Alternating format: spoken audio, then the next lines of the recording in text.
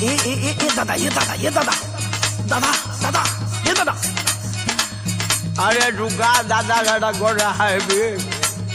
कुछ बोलेगा कि खाली दादा दादा कोई के ससुरा हमार माता जन का आइडिया होगा बोले जरा बोलो तो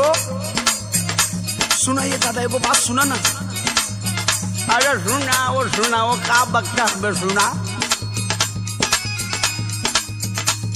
बनाओ तनी खैनी सुना बुढ़ऊ दादा हो बनाओ तनी खैनी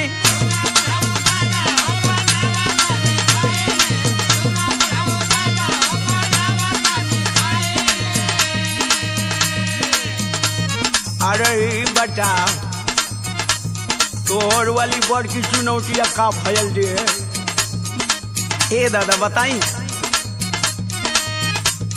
मैं हर ना चुनौती देले धैले बाबे चैनी बनाव तनी खैनी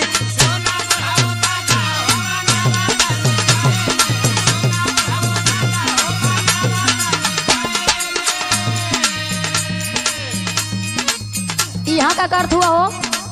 कुछ नहीं दादा ले खाली हाल चल करे नहीं दादा ढेर दिन पर भेटाए देना कुछ नहीं कर तू हाल चाल करत हुआ हाँ भूलवावत हुआ हमके का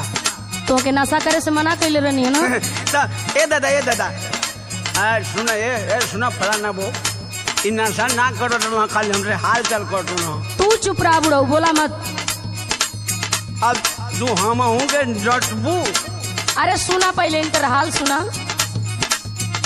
बिगाड़ लिखले दासा करही में नशा हो बिगाड़ लिखले दासा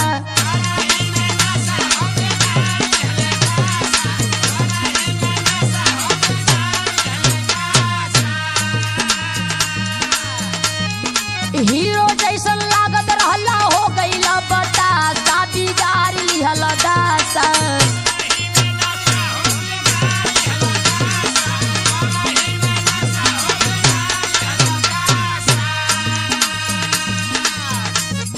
आशीर्वाद की मम्मी एगो मजबूरी बताई अब भूलवावा मत हमके सुनू का सुनाओ तो बोला आदत धराई दिहले साथे के संगतिया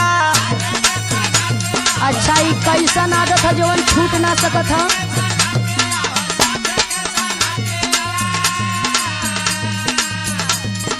का कहीं रानी अब छूटे ना आदतिया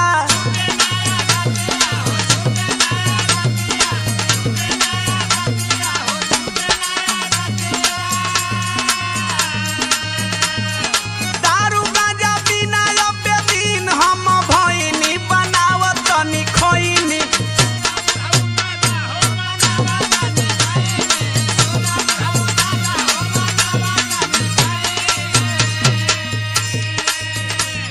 सुनो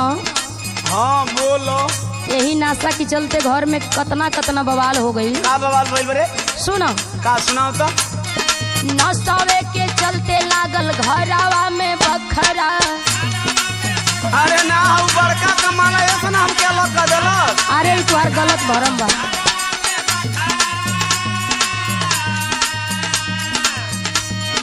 पी के पड़ोस में करावेला तू झगड़ा अरे हाँ और सौरम खूब झगड़ा हूँ ना वो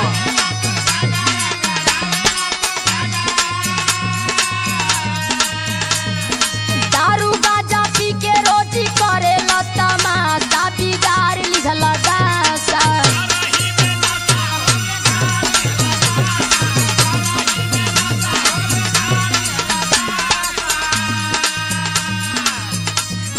एगो बात कही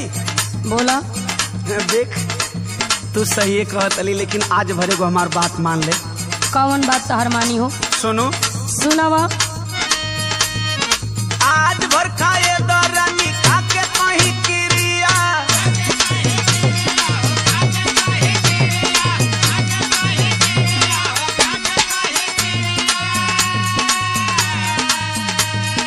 मरद के दर्द बुझत कैसन बारूतिया